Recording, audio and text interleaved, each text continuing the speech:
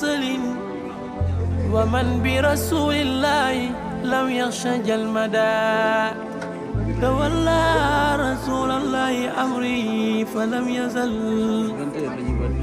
يساعدني دوري فصرت ممجدا وإن ابتلاء المصطفى عين كيمياء. Je vous le dis, je vous le répète, parce que ce soir, on est parti pour vous dire qu'on est prêt à réaliser ce beau projet. Le projet de Kër Baye en France mérite de voir le jour. Et ce soir, nous allons le faire ensemble. Et je compte énormément sur tout un chacun de nous.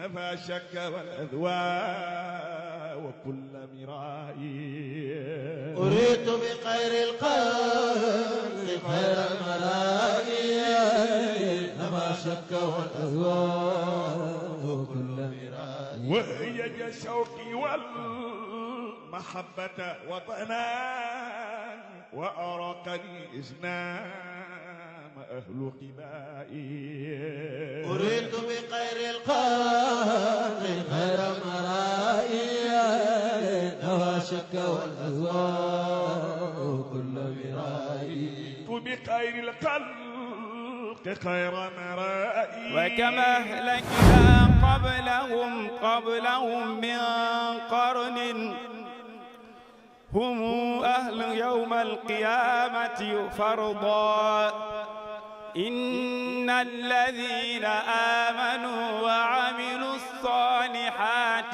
كانت لهم الرحمن ولدا فإنما يسرناه بلسانك لتبشر به المتقين وتنذر به قوما لدا فكما أهلكنا قبلهم من قرن هل تحس منهم من أحد أو تسمع لهم ركزا. Est-ce que vous êtes tous prêts pour qu'on entame cette soirée avec les TikTokers de la Faïda? Alors, du coup, je vais appeler Monsieur Diouf Moubaye et Madame Zeynab pour nous lancer le projet qui est tant attendu. bu leen def seen boppi xale. bu leen def seen boppi dof yi ñuy nax. bu leen def seen boppit dof boo xam ne ku jot tourné nax. ku yàlla tànn ba jox la diine ji gën ci diine ji. ku yàlla tànn ba jox la diine ji gën ci diine ji. diine ji gën ci diine yi. diine ji gën ci diine yi. téere bi gën ci téere yi. téere bi gën téere yi. yonent bi gën ci yonent yi. yonent bi gën yonent yi. ku yàlla tànnal loolu waratulaa def sa bopp ku ndaw. ku yàlla tànnal loolu waratoo def sa bopp ndaw. na nga xëccoo ba bokk ca tànneef yi. yow daal xëccool nag ci sa yittey bopp ba bokk ca tànneef. Dans chaque cœur réuni ici ce soir bat l'écho d'un amour infini, une mahabba que ni le temps ni la distance n'ont jamais su éteindre, un lien invisible qui nous unit. Diouf, mais cet amour cherché un point d'ancrage, ici, au cœur de Paris, dans l'effervescence de cette ville, nos âmes avaient besoin d'un refuge, nos enfants avaient besoin d'un repère. Il nous fallait cette maison, une zawiya, un lieu où résonnera le nom d'Allah subhanahu wa ta'ala et où on continuera de faire rayonner la sagesse immense de notre guide, Maulana Cheikh al-Islam El Haji Ibrahim Niass. Avoir une zawiya à Paris n'est pas un luxe, c'est une nécessité absolue pour préserver notre héritage, pour que la lumière de la Faïda trouve enfin sa demeure physique en France.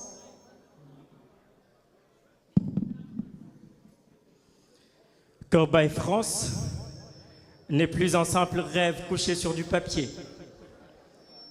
Il devient notre réalité commune. En vrai, le chemin a été long pour arriver jusqu'ici. Mais la vraie fondation commence ce soir. Oui, ce soir. Et avec qui ce sera avec vous. Assalamu alaikum wa rahmatullahi ta'ala wa barakatuh.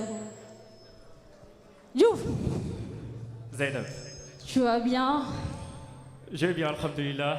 Moi aussi, je vais bien. Assalamu alaikum wa Assalamu rahmatullahi. alaikum wa rahmatullahi ta'ala wa barakatuh. Mais Zainab, avant de commencer, voilà, j'ai commencé. T'as remarqué un truc? Regarde ma salle. Regarde-moi la salle. Oui. Regarde comment ils sont bien habillés. Non mais ils sont magnifiques. Nos invités sont magnifiques. Vous êtes extraordinaires. Applaudissez-vous s'il vous plaît.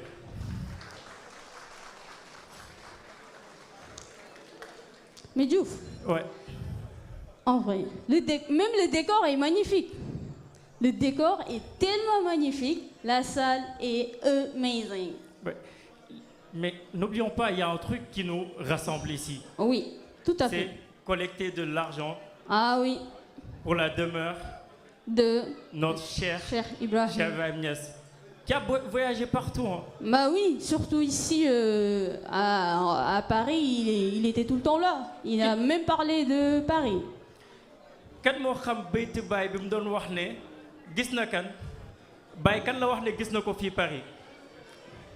Baay nous dit qu'il a vu le prophète sallallahu alayhi wa sallam ici à Paris. Tout à fait. Ra'aytu Rasulallahi jahran wa yaqdatan bi Barisa hal zaka al mahallu mahalluhu. Ok. Un adage a bien dit que si Baay est là, ça veut dire que forcément le prophète sallallahu alayhi wa sallam est là. Ouais, oui. Mais sans plus tarder, j'ai demandé aux régies de nous présenter juste un truc derrière, s'il vous plaît. Ouais. Aujourd'hui, on est là pour vraiment collecter beaucoup de dons. Et ça se fera avec vous. Inch'Allah Rabbi, vous et nous, on va construire la fondation de Cheikh Ibrahim Niass, Ibrahim Niass. Et on ne sera pas seul. On attend le régie pour nous projeter le puzzle.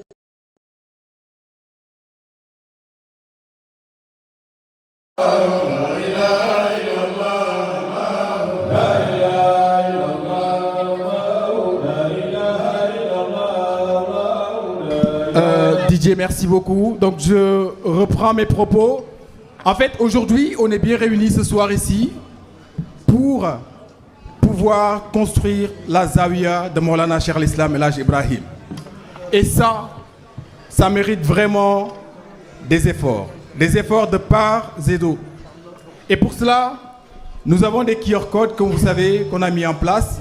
Nous avons des canaux comme PayPal, Wero, etc. Pas mal de canaux disponibles pour pouvoir contribuer à la réussite de ce projet. Je pense que ce soir, vous êtes très servis, vous êtes ravis d'être parmi nous. Je l'espère bien. Alors, M. Seydi Saher, qu'est-ce que tu peux nous dire de Maulana Cheikh al-Islam à travers ces propos pour dire à quel point il faudrait être disponible pour la réussite des projets? Liggéeyal Baye Niass Baye nee na woon Seydi Aliou Cissé waxal taalibe yi ñu liggéeyal ma ndax bés dina ñëw dana réccu képp ku gàttañ li woon ci sama xaq. Seydi Aliou Cissé nag doy na misaal ci liggéeyal Maulana Cheikh Ibrahima Niass ndax Baye nee na ko mooy Seydi Aliou Cissé mooy sama liggéeykat mooy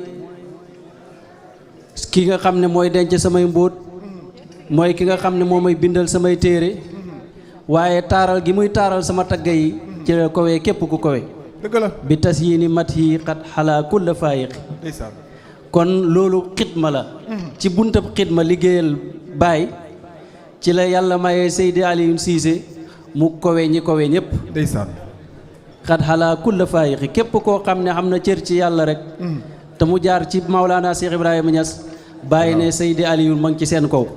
waaw loolu li ko ko may nag mooy li ko Baye tuddee xadiim yi sama liggéeykat bi kon nag buntab xadiim moom ñiy jëriñu yëpp fa la ñuy jëriñoo. dëgg la Baye wax na wa qadimun saara xutban mufradan xaalil makaani. ndeysaan bëri na kuy liggéeyal wali yu yàlla.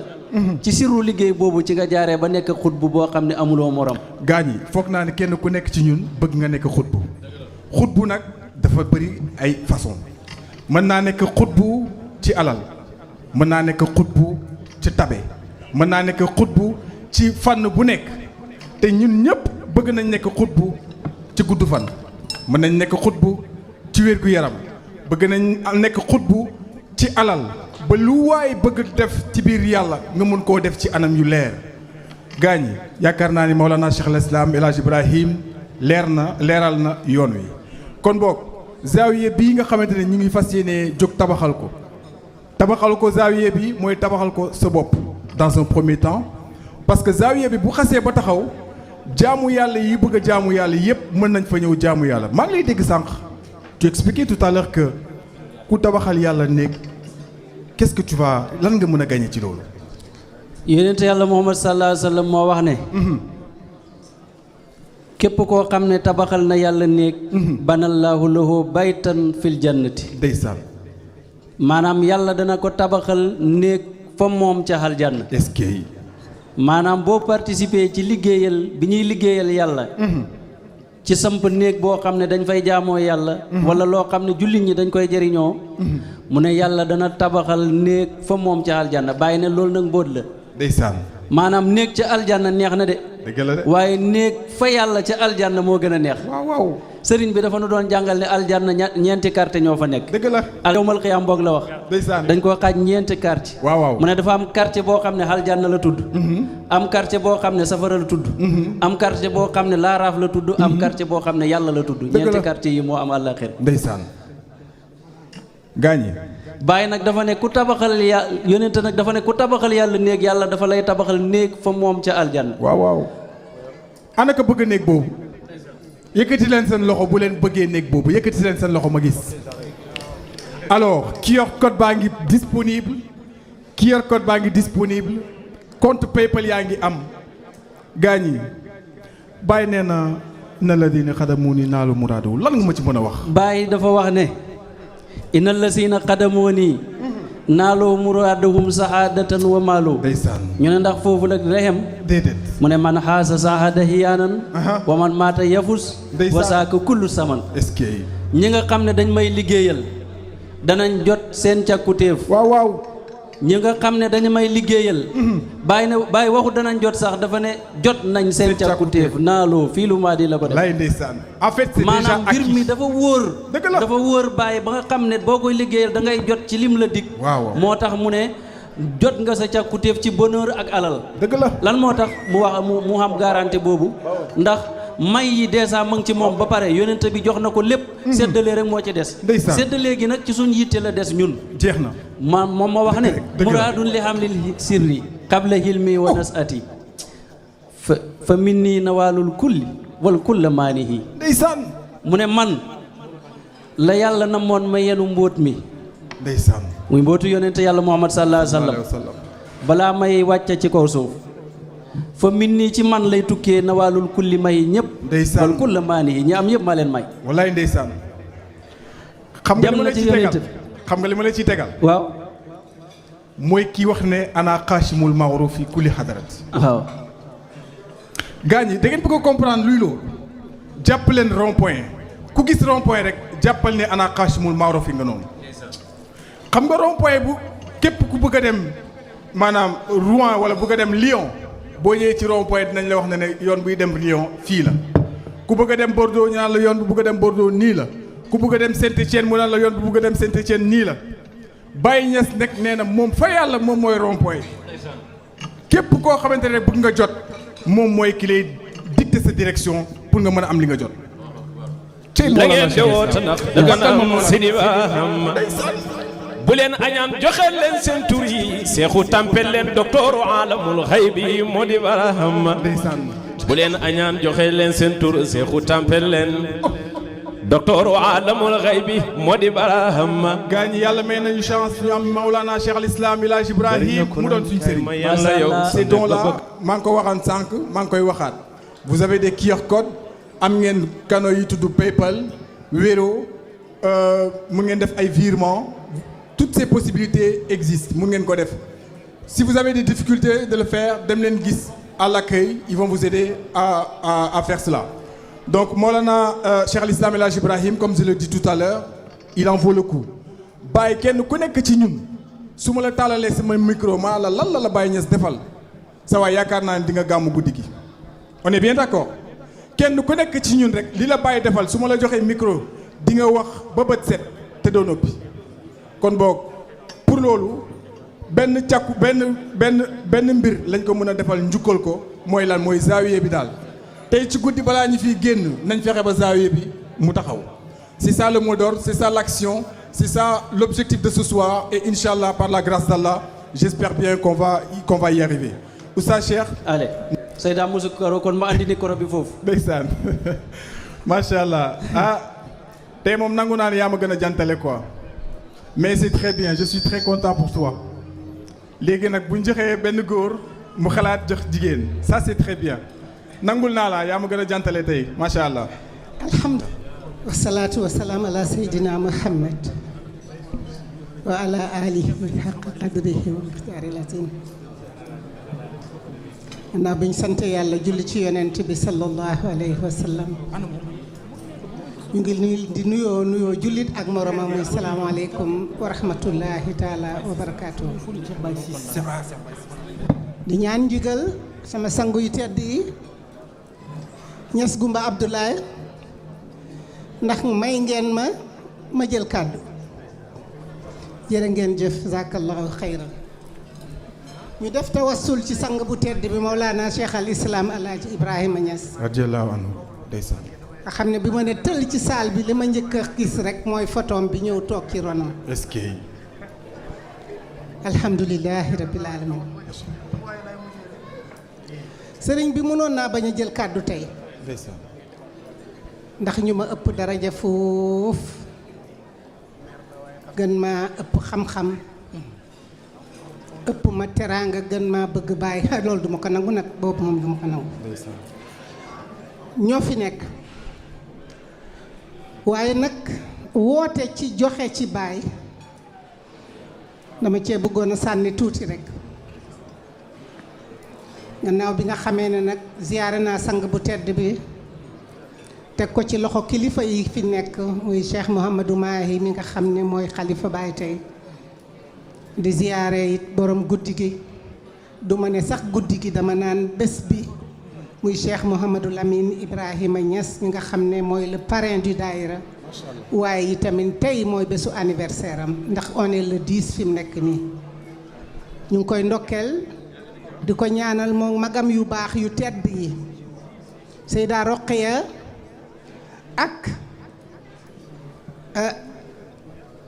Cheikh Mouhamadou Mahi yal na leen fi yàlla yàggal te ànd ak wér ñu ngi ñaanal képp ku fi teew di njabooti baay waaye di ziyaare muqaddam yi fi ne ak parrain yi fi ne bàyyiwuñu kenn nag surtout nag suñu kilifa yi nga xam ne tey ñu ngi fi ndax bu ñu recevoir ku mel ni Cheikh Baye Ciss mi toog di turandooru Baye wax dëgg yàlla attana lépp lu mu am investir ko ci Kaolack ngir jàppale Kaolack ngir Kaolack mel ni li gën walla li dàq ci Sénégal ñu ngi koy tatagal di ko ndokkeel di ko jaajëfal ñu ngi jaajëfal Cheikh Abdourahman Al Karim jazakallahu xayran liggéey bi rafet na taaru na yal na yàlla yàggal taxawaay bi ma ñëw nag ci sama leader yàlla mottali ci nu mu gën a gaawee waaye dama ne kàddu yi nga wax man foofu laa jëm si woon ndax lan sëriñ bi ñun tey salle bi on est 500 membres ñoo fi toog ñu ne salle bi juróomi téeméeri nit moo koy fees kenn ku nekk rek tey bu sasoo woon 1200 euros muy 100 euros par mois pendant 1 an buñ fi dajewaatee dinañ jënd kër gi am déet. dëgg la de. waxuma ñi ñëwul de ñun ñii rek laa wax ñun ñii toog fii tey ku nekk ne sasoo naa même booy def supplémentaire liggéey sax nga ne heure supplémentaire bi 100 € yi bàyyee ko moom dinaa ko liggéey ci weer wi ngir verser ko bàyyi bu weer wi dee. billaay yàlla da koy yombal. dëgg la de.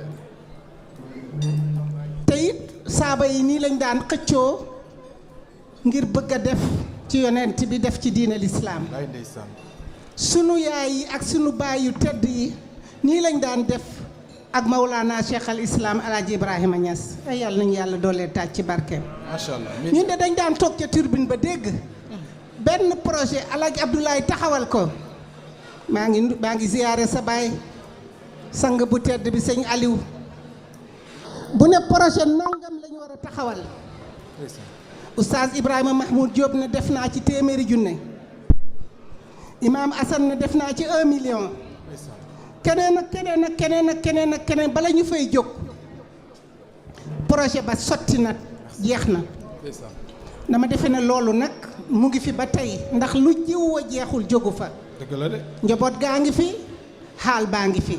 dëgg la. sang wi yal na yàlla dimbale ñu. amiin ba lii ñu songu yàlla may ñu mottali ko. amiin yaa rabbi. may ndokkeel it Cheikh Mouhamadou Boucar Niang.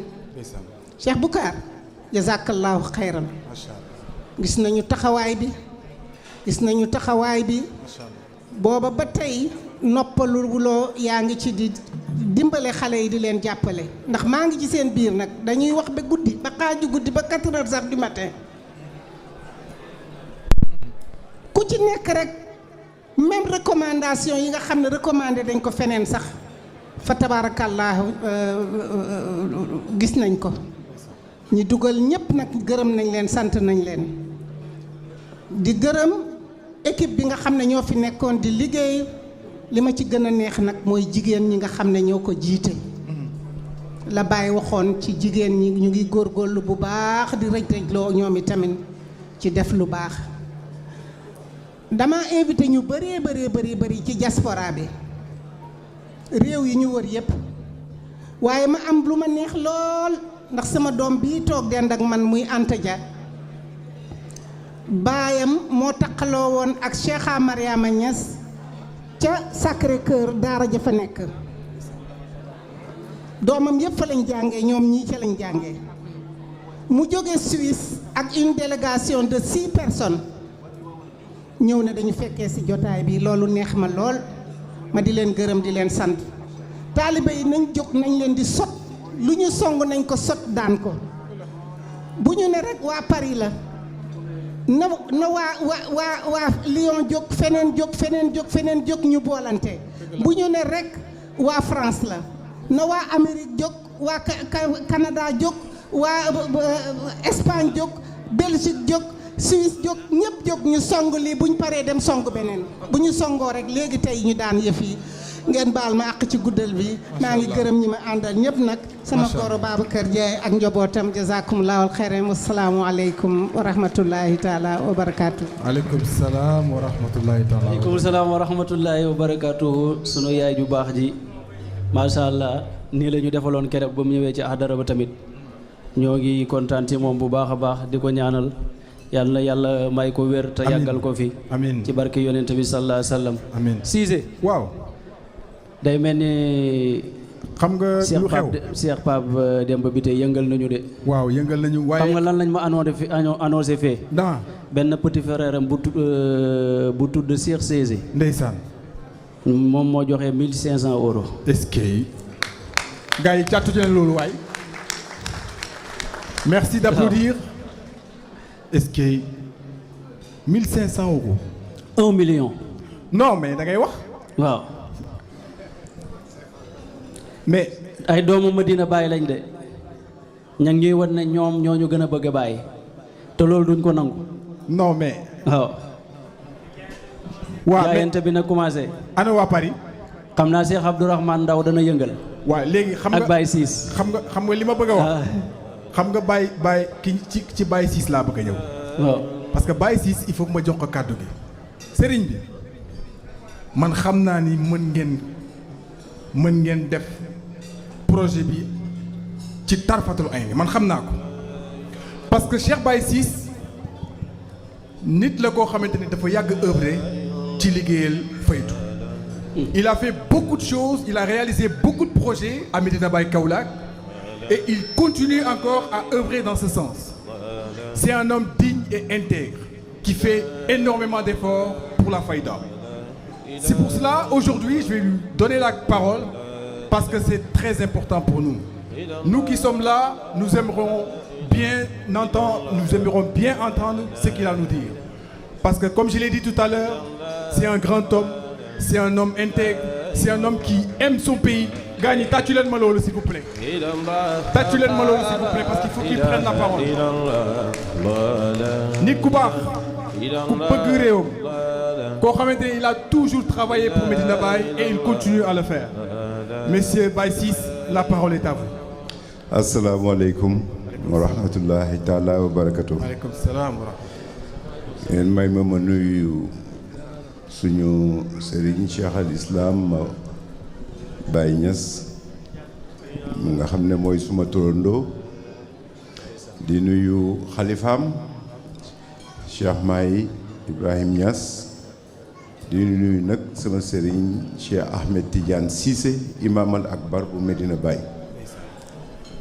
Gannaaw loolu may nuyu suñu Serigne siñ fi fekk di nuyu Serigne Cheikh Serigne Aliou Niass Cheikh Moustapha Ahibou Cheikh Boukar Niang Cheikh Yal Cheikh Ben Mambas Cheikh Serigne Aliou Cissé Dem Excellence Cheikh Pape Demba Bitey DG Cheikh Abdourahmane Ndaw Seyda Moussou Koro Seyda Aïcha Cheikh Ibrahima Dieng Luki suma xarit Babacar Loum Cheikh Souleymane Sow président bu Ansaroudine France présidente Aminata Ndiaye ak sa président di nuyu membre yëpp yu ACS di leen sant ci invitation bi man li ma indi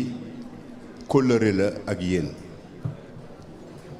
dafa am benn jour ma ñëw Paris ma toog suma hôtel ñu ñëw ne ma waa daanaka waa Ansaroudine France ñoo ñëwoon seet si la nuy si la bi ma ñëwee gi seet si wàcc gis leen ñu ne ma dañ dégg na yaa ngi fi ñu ñëwoon seet si la premièrement li ñu njëkk a bëgg mooy xadara juma suba bi nga ñëw fekkee ko comme nii rek ma ne leen dama ñëwoon pour liggéey kon indiwuma yëre olof yu mën a ñëw ci xadara juma bi ndax loolu dina possible ñu ne ma bàyyil dinañ fi jaar su ngoonee ci ngoon nga ñu jaaraat fi indil ma 3 pièces grand boubou indil ma marakis indil ma kurus indil ma mbaxana rien que ma dem ci xadara. gaa ñi tàcc leen loolu applaudissez s'il vous plaît. kóllëre boobu moo ma indi man kon ba ma demee ci xadara ba tamit fekk may liggéey esplanade bi ñu génne ay euro yu bëri xaalis bu bëri na ma lii ñun ñoo ko participer ci liggéeyu esplanade bi kon loolu ku mu yëngalul yow sa yaram du daw te doo góor loolu moo ñu indi fii pour feddali kóllëre boobu ngeen ma defaloon ngeen di organiser ak lu ngeen di mun di organiser dinaa teew dinaa ñëw dinaa ci participer dinaa ci bokk. gaa ñi applaudissez s'il vous plaît. ñun li ñu ñor mooy Baye Niass amuñu leneen lu ñuy Baye Niass mooy Pape Demba wax na ko léegi balaa muy wàcc ne su fekkoon kenn ku nekk lu la Baye Niass defaral di nga taxaw kon du dinañ def ay semaine parce que kenn ku jëlee parole di wax ne ko Baye Niass defal fii la ñuy fanaan. dëgg la. kon ñun Baye Niass moo ñu ñor liñ fi wax nag soxlawul guddal soxlawul gàttal Pape Demba wax na ko Adja Moussou Koro wax na ko mooy dañuy wax ACS France su Ansaroudine France mais affaire bi du affaire boobu affaire u Baye Niass la. dëgg la. zawiya bi zawiya ñëpp la su waa Médina ñëwee su waa Kaolack ñëwee ku ñëw da ngay dem ci zawiya kon du affaire de France tout simplement li ñuy wax mooy ay 2 ans yooyu mënul xaar loolu. dëgg la de. merci 2 ans mënu ko xaar mooy li Pape Demba wax dama ne réorganiser leen waat affaire bi.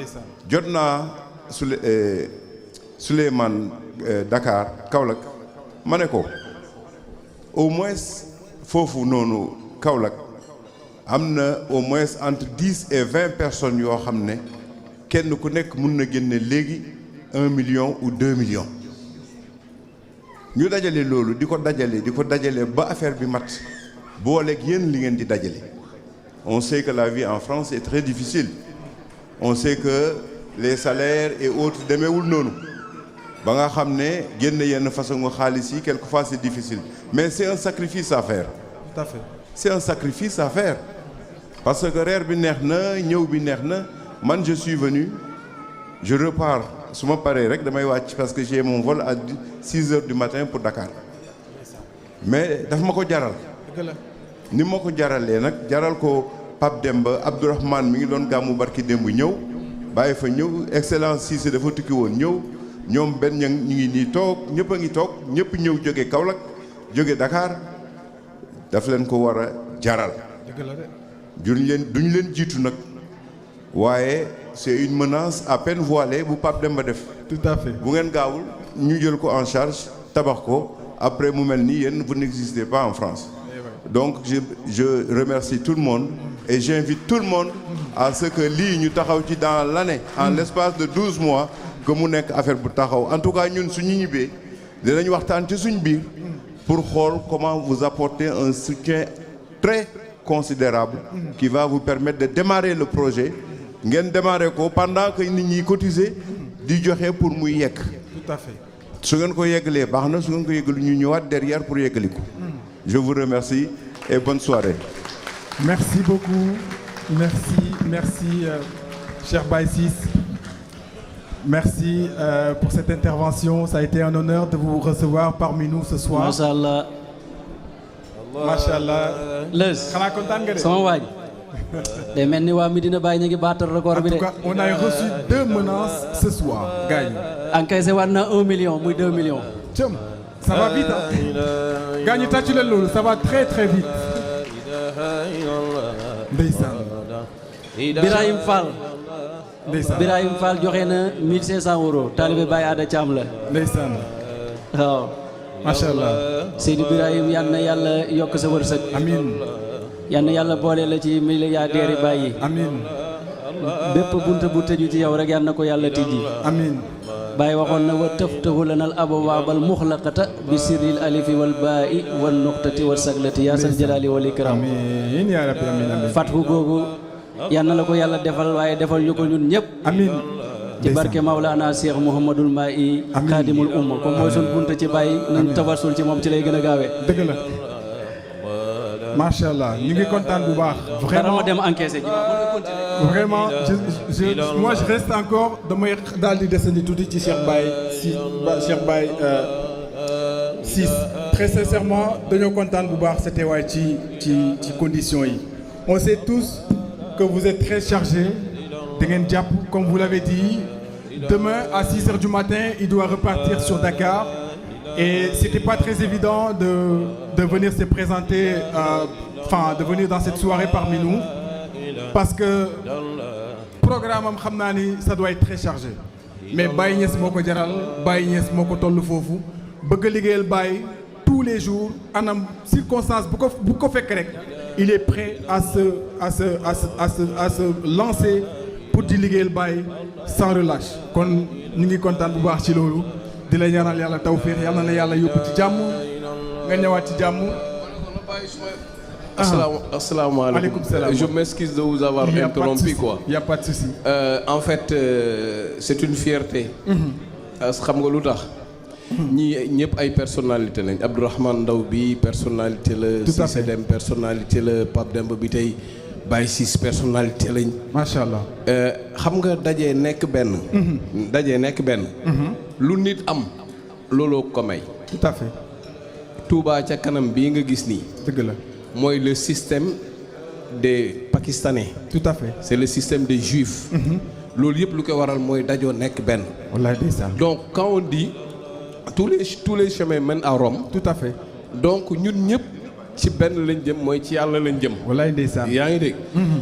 Baye Ciss benn affaire rek laay wax ci moom Baye Ciss nag moom xam na ma xam naa ko. man du ma koy jëy nit du ma koy topp nit pour lu ko neex ak yooyu man ñi ma yar ñëpp xam nañ man El Hadj Abdoulaye Niass moo ma yaral boppam. ndeysaan Serigne Aliou a ngi nii toog. macha allah. seedeel na ma loo xam ne mu ne xale yi ma yar yëpp. xam naa leen waaye moom dama koo xam moo tax sax solal sa yére gunge ma dafa ma ko daan wax. Serigne a ngi nii toog. donc man du ma neexal nit ci àdduna. macha allah Baye Ciss lu mu am rek ñëw Kaolack. ndeysaan. Baye Ciss moo njëkk a tabax R+5 à Kaolack.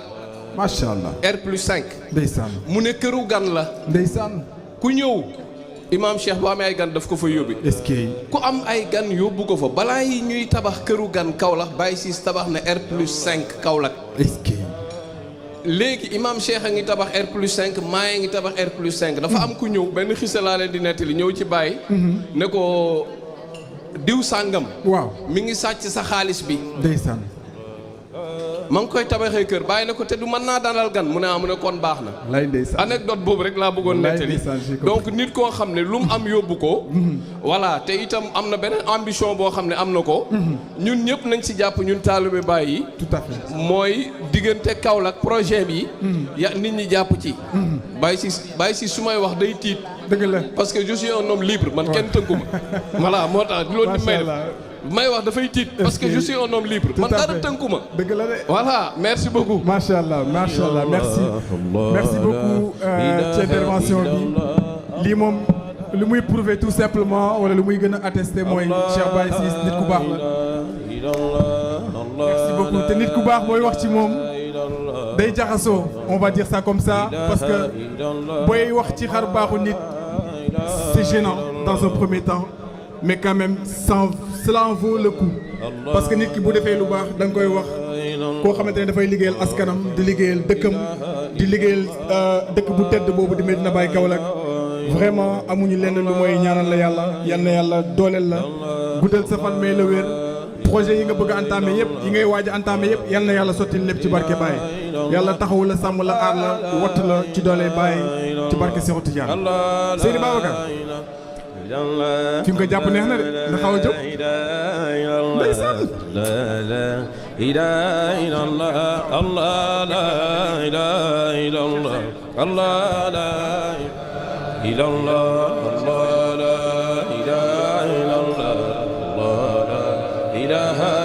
Oustaz Sayer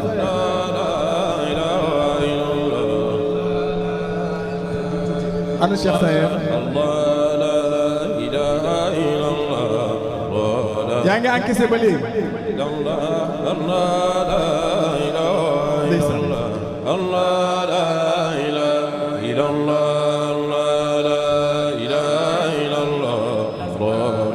gaañ yi jaayante baa ngi ñëw xam nga lii yëpp lancement la am na jaayante bu ñuy waaj a indi suñu équipe baa ngi ci ginnaaw dañuy def jaayante.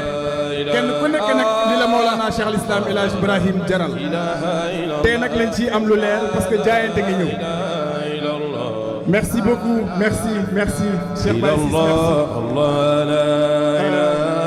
Oustaz Sayer ñëwal ñu wéyal programme bi képp kuy joxe na nga jàpp parce que jaayante ngi ñëw ñu wéyal programme bi ma ngi guddi te li ñu desee xaw na bëri tuuti defaguñ levée de fonds bi jaayante bi foog ñu def ko am na yeneen surprise ci kanam. tout à fait te dina neex lool kon nag dama encaissé 500 euros. waaw. te li may wax mooy ñun dañoo war a gën a góorgóorlu. tout à fait. maanaam ñi nga xam ne ay njabooti baay lañ sës rëkk ci baay ñoom ñooy joxe xaalis bu bëri. dëgg la kon nun naka lañ war a def. lii nii ma yor surtout Baye Jatara moo ma ko jox 500 euros la. man daal franchement man am na loo moom bu ma ko xoolee surtout Baye Jatara moo ma ko jox.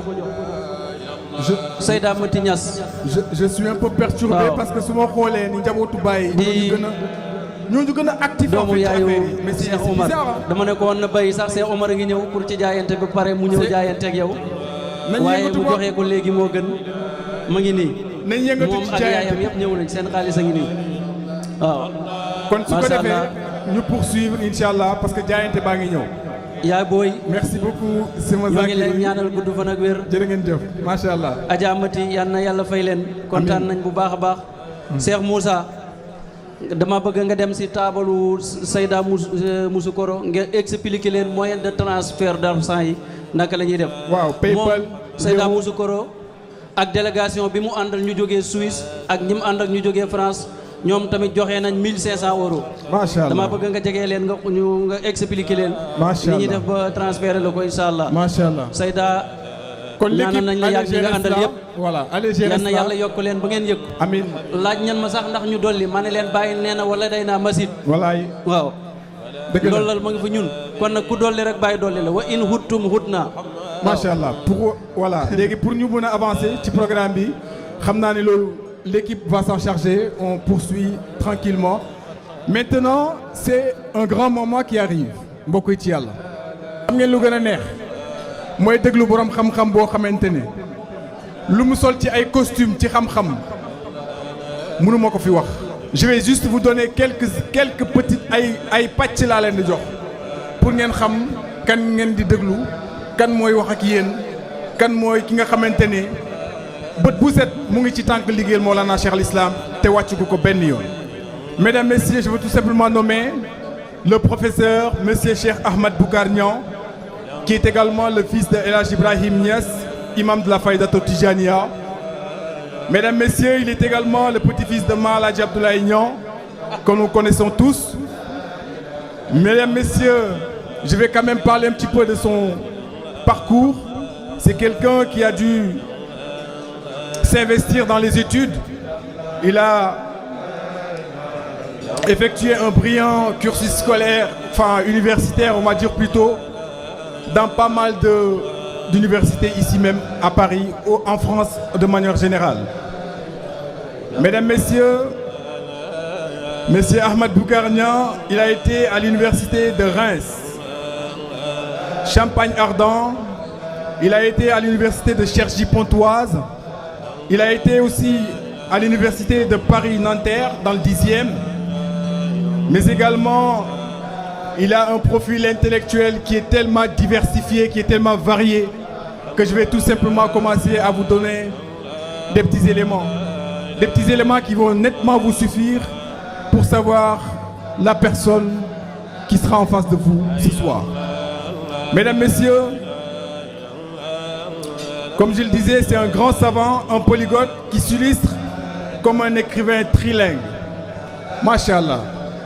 C'est un homme qui à la fois comprend plusieurs langues, qui traite dans plusieurs langues, qui écrit dans plusieurs langues.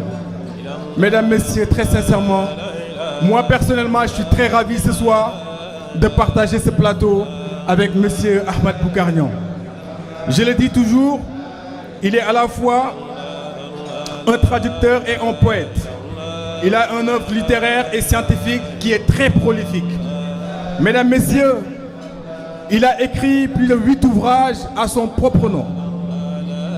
Alors, je m'en vais vous donner notamment cet ouvrage que pas mal de gens ont vu, La marche du cœur. Buñ ko firee mooy Seyr al Qalb. Cheikh Ahmad Boucar Niang, le grand poète qui est là ce soir, a fait un travail remarquable et il continue à le faire tous les jours pour vous donner les meilleures histoires, pour vous donner tout ce qui est utile pour votre développement en termes spirituels. Mesdames, Messieurs, je vais continuer à vous présenter toujours cet homme. Il a également édifié plus de 10 ouvrages avec, bien sûr, avec la commission de l'histoire générale de la Faïda. Il a eu l'indigal, bien évidemment, du Khalif général Sahibul Faïda Tijani, de travailler dans tout ce qui est histoire de la Faïda Tijania. Mesdames, Messieurs, toujours, responsabilité et engagement. Il est un acteur majeur de la préservation du patrimoine religieux. Il occupe des fonctions stratégiques, président de la commission Histoire générale de la Faïda, comme je viens tout simplement de vous l'annoncer. Cette fonction a été donné sous le ndigal de notre nouveau khalife, le khalife Saïb al-Fayda Tijaniya, Cheikh Mahi Ibrahim Niass. Nous prions qu'Allah soit satisfait de son œuvre, de son action. Mesdames, Messieurs, toujours, c'est un conférencier international. Il a pris part de nombreux sommets, notamment celui de Dakar en 2015. Mesdames, Messieurs, Monsieur Cheikh Ahmed Boukarnian, dont il a été encore rapporteur général. Mais quand je viens dans le terme spirituel, le terme qu'on connaît tous, le terme de la Marifatu Billah, ou tout simplement, il est un muqaddam incontestable de Maulana Cheikh al-Islam El Hadj Ibrahim. Il a reçu plusieurs lijasa qu'on entend bien ou qu'on peut traduire sous forme de licence spirituelle. Et toutes ces licences ont été attestées et vérifiées par Maulana Cheikh al-Islam, regroupant notamment l'ensemble des autorités, l'ensemble des autorisations ijasa entre guillemets qu'il a dû recevoir ont été validées par Maulana Cheikh al-Islam El Hadj Ibrahim Niass. Mesdames, Messieurs, je vous demande d'applaudir et de vraiment accueillir Monsieur Ahmed Boukarnian, que je disais tout à l'heure, un grand poète, un grand juriste, mais un grand historien. Je vous demande tout simplement de l'applaudir, mesdames, messieurs, parce que c'est une fierté d'avoir ces personnalités sous ses bras. Mesdames, messieurs, merci beaucoup pour vos applaudissements. Monsieur Babacar, lan nga may ci sikar balaa muy jox kàddu gi sëriñ gaañ ñi ñëpp sikar leen tout le monde ñu sikar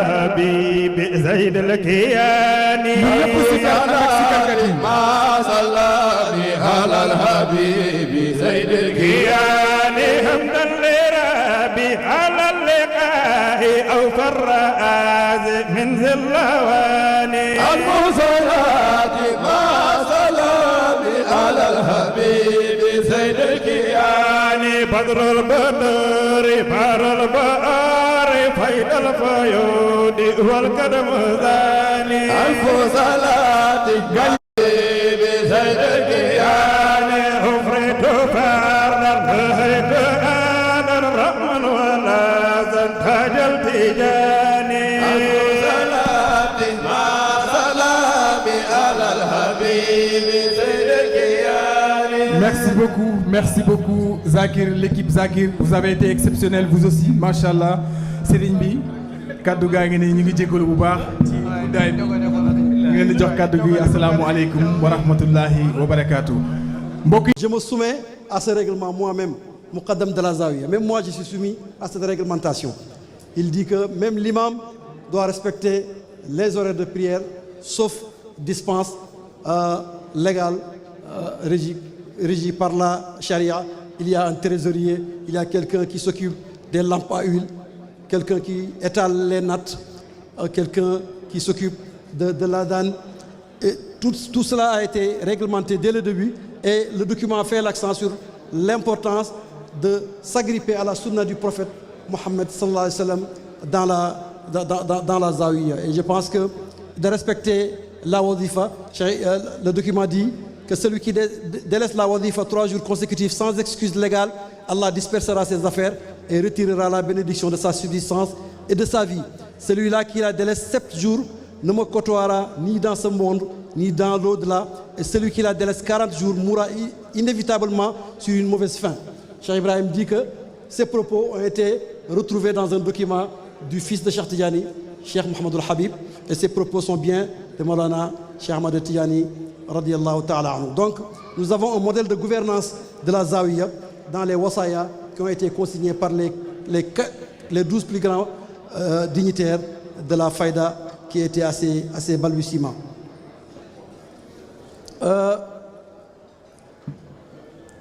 Je vais dire un mot sur l'importance des contributions, ce qui justifie notre présence ici à cette levée de fonds. J'ai retrouvé dans les archives de Cheikh Ibrahim une lettre envoyée aux disciples de Sokone qu'il avait donnée à Seydi Biran Thiam. Et dans cette lettre, Cheikh Ibrahim recommande la piété, l'attachement aux conditions de la tariqa Et il rappelle les propos de Cheikh Tidiane en disant la Zawiya, sa gestion est établie par Allah. Donc contribuez à l'édification de cette Zawiya, ou ne contribuez pas, cette Zawiya sera édifiée. Donc soyez parmi les bénéficiaires de la rétribution d'Allah subhanahu wa ta'ala en y contribuant. Il y a aussi un autre document qui est écrit par Seydi Ali Cissé avec l'autorisation des Nuqaba pour collecter des fonds pour construire le mur d'enceinte de la Zawiya et les portes de la grande mosquée. Cheikh Ibrahim approuve le document de sa propre main et fixe la contribution à un seul franc. Et Seydi Ali Cissé, vous savez la rigueur qu'on lui connaît, dit Cheikh Ibrahim est plein de miséricorde. C'est pour cela qu'il fixe la contribution à 1 franc. Mais faites plus, faites selon vos possibilités.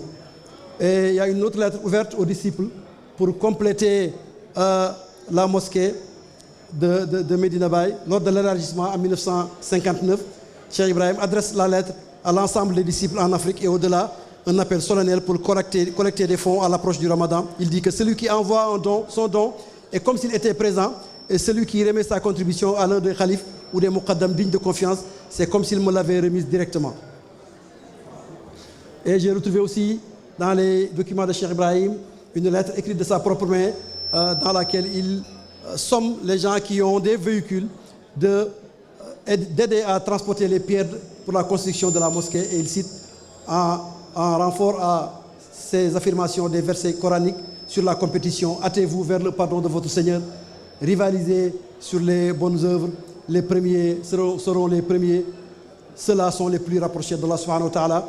Il y a une autre lettre aussi, une très longue lettre écrite par Cheikh Ibrahim dans laquelle il prie et fait des demandes, des garanties et des gages pour ceux-là qui ont contribué à l'édification de la Zawiya et de la mosquée, de la première mosquée de Medina Baye en 1937. J'ai retrouvé aussi dans les archives de Cheikh Ibrahim une lettre envoyée par Sidi Ahmed Soukayrij. Sidi Ahmed Soukayrij, c'était le plus grand dignitaire de la Tijaniya au Maroc du temps de Cheikh Ibrahim radiallahu anhu. Il a rencontré Hajj Abdullah, il fait partie de ceux qui lui ont donné une ijaza, 2 ijazas complètes dans la tariqa Tijan.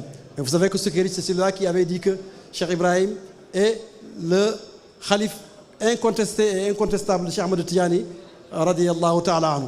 Dans cette lettre, je pense qu'on l'a sur les slides, Soukayrij dit au Cheikh Ibrahim qu'il a entendu une voix divine dire que Maqamu Ibrahim wa man dakhalahu kana aminan bihudahu. Il dit qu'il a entendu une voix divine dire que la Zawiya, et plus tard la mosquée de Médine, c'est la station d'Ibrahim, et quiconque y met les pieds sera sauvé par la guidée qui y règne, qui est la guidée de Cheikh Ibrahim radiyallahu ta'ala anhu. Et si vous calculez les lettres de Maqamu Ibrahim wa man dakhalahu kana aminan bihudahu, ça donne 1356, ça correspond à 1937, l'année de la construction de la mosquée, de la première mosquée de Medina Baye, de la transformation de la Zawiya en première mosquée. Et dans cette lettre-là, Cheikh Ibrahim a repris les propos de Sidi Ahmed Soukayrij avec sa propre main que vous voyez sur l'écran. C'est l'écriture de Cheikh Ibrahim. Il a repris la voix divine consignée par Sidi Ahmed Soukayrij disant Maqam Ibrahim wa man dakhalahu kana aminan bihudahu. Quelles sont les particularités d'une Zawiya Tidiane à Paris? Cheikh Ibrahim entretenait des relations étroites et documentées avec les autorités françaises de son temps. Je pense qu'on n'a pas assez exploité l'aura dont jouissait Cheikh Ibrahim auprès des autorités françaises. On peut l'exploiter, nous autres disciples résidents, ou bien vous autres disciples résidents en France, pour avoir beaucoup plus de notoriété ou bien d'acceptation auprès des autorités françaises. Cheikh Ibrahim a reçu toutes les médailles et distinctions que la France donne à ses illustres citoyens, en commençant par chevalier du mérite agricole en 1938, que la France donne aux grands entrepreneurs et aux grands agriculteurs. Parmi les récipiendaires de cette distinction, il y a par exemple le président Jacques Chirac. Cheikh Ibrahim a été fait officier de la Légion d'honneur par le président français Vincent Auriol, qui lui-même lui a donné la distinction en 1947 lors de sa visite au Sénégal. Il a été fait chevalier de la Légion d'honneur en 1957 par le gouvernement de faire. Il a été fait commandeur de la Légion d'honneur par la France. J'ai ici la lettre de la présidence de la France envoyée au Cheikh Ibrahim pour lui annoncer cette distinction-là. Je pense que nous pouvons utiliser cette aura-là et cette reconnaissance-là, nous autres communautés de Cheikh Ibrahim en France, pour avoir beaucoup plus d'acceptation de la part des autorités. Et j'ai aussi retrouvé une lettre de Cheikh Ibrahim envoyée au général de Gaulle à travers Georges Catroux. Parce que le général de Gaulle, il a rencontré Cheikh Ibrahim lors de la résistance en 1943. Il était de passage en Gambie. Il a rencontré Cheikh Ibrahim. Il a sollicité ses prières. Et j'ai retrouvé dans les affaires de Cheikh Ibrahim une lettre envoyée au président de Gaulle avant même la fin de la guerre. Et une autre lettre envoyée au général de Gaulle à travers Georges Catroux, qui était le responsable du culte dans la résistance, dans l'organisation de la France libre, qui était basée en Algérie, à Alger. Et parmi les membres de ce comité-là, il y avait Edmond Louveau, qui était commandant de cercle dans le Sine Saloum au début de la Faïda en 1933 et 1934. C'est lui qui a attribué au Cheikh Ibrahim les terres de Sam, les beaux maraîchers, derrière Medina Baye. C'est lui qui a signé son autorisation lui permettant d'aller à la Mecque en 1936. Et donc j'ai vu la réponse du président Charles de Gaulle à travers Carrefour dans les archives diplomatiques de Nantes. On a retrouvé aussi un autre document aux archives diplomatiques de Nantes disant que Cheikh Ibrahim est allé en Gambie. Il a résidé à la résidence des Français libres.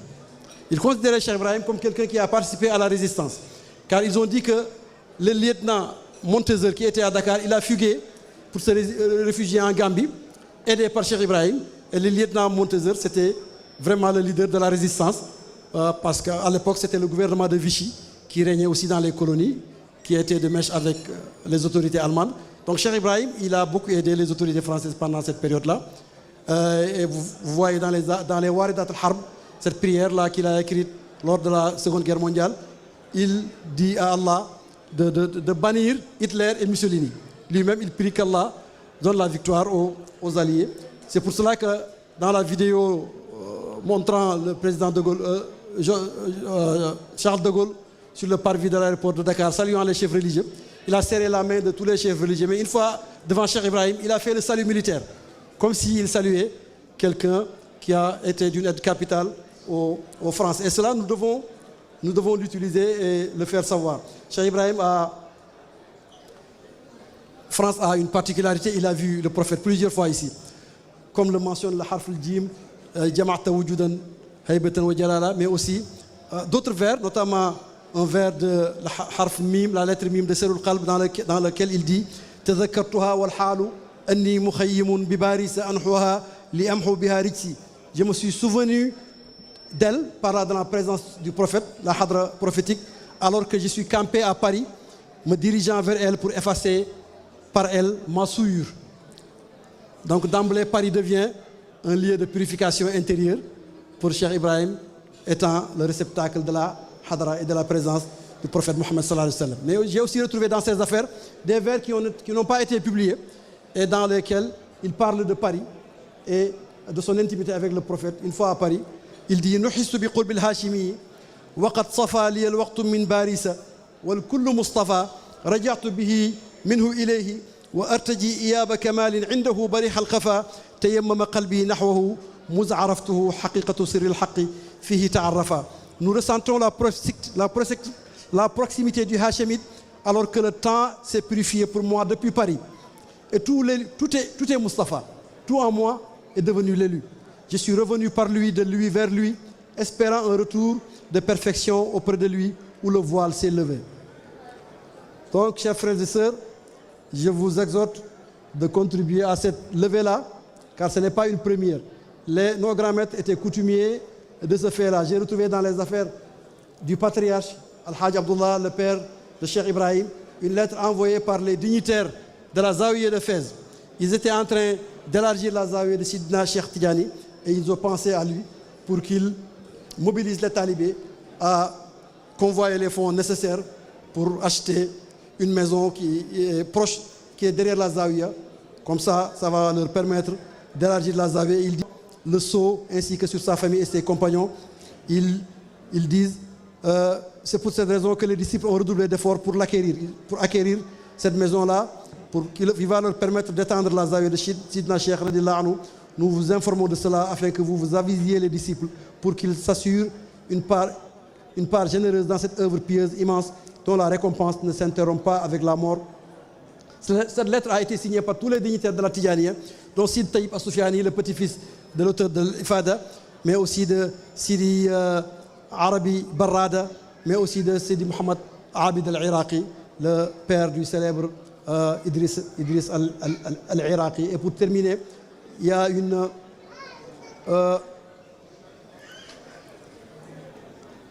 lettre ouverte envoyée par Cheikh Ibrahim. Les lettres ouvertes envoyées aux disciples pour contribuer dans l'édification de la mosquée sont très nombreuses. J'ai seulement cité deux d'entre elles, vu le temps qui nous est imparti. Nous demandons à Allah de rétribuer tous ceux-là qui auront contribué à l'édification de cet édifice-là. Et je demande à Allah de rétribuer aussi ceux-là qui sont aux avant-postes, les membres d'ACS, les membres de la fédération Ansaruddin. Et je ne saurais terminer sans vous convier tous, condisciples de la diaspora, au colloque international sur El Hadj Abdoulaye Niass que nous organisons sur autorisation du Khalif à Dakar, à la salle de l'unité africaine, les 6 et 7 juin. Inch'Allah, nous vous convions tous à ce banquet-là, autour du patriarche de la lignée Niassène, à propos duquel Cheikh Ibrahim disait Kullu ma nahnu fi hasanatun min hasanati El Hadj Abdoulaye. Tout ce que nous avons reçu en bienfait, ce n'est qu'une partie des bienfaits que nous avons reçus de la part de El Hadj Abdoulaye Niass. Je vous remercie de votre attention. Assalamu alaikum wa rahmatullahi ta'ala wa barakatuh.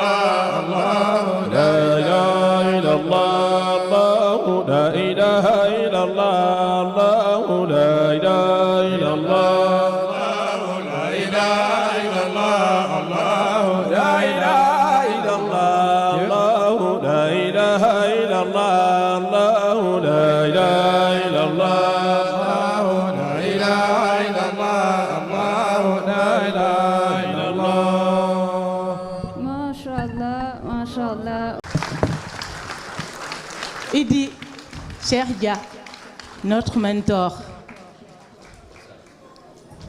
La Wilani, Cheikh Adja Barham, Machallah.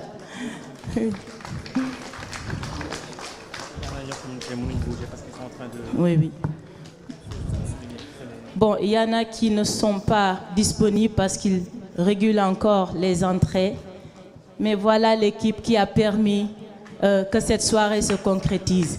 Ils n'ont ménagé aucun effort, ni physique, ni financier, pour que ce projet, pour que cet événement, cette soirée, voit le jour. Ce sont des gens effacés qui ne vivent que pour Maulana Cheikh Ibrahim Niass. Priez pour eux et des applaudissements pour eux, s'il vous plaît. Des applaudissements pour eux, s'il vous plaît. Merci à vous. Vous avez su travailler depuis 5 mois, d'arrache-pied, avec la bonne humeur. Mohamed Lamine Daffé. 300. Tim Diri Walis. Billet bi laa soxla de. Ça, c'est Madinatul tout. Munawwara Ça, c'est- laa ko bëgg a diri. Oui, c'est 300 € de Mohamed Lamine Daffé. Bon. Adja xanaa léegi am nga 20 000 de. Waaw, ah 15 000. non bokkuma ci li nga dajale lépp ci soirée bi yëpp. 14 100 ci li ñu am fii. Puzzle 5 000 €, ça fait 19 100. 19 100. bu ñu ci boolee photo yi nag 3 500 ak 2 500. Ça fait oui 6 000. 6 000 plus 19 100, ça fait 25 000 € 100. am nañ tey 25 000 €. 100. Machallah 25 000 €. Cheikh Baye Tonga.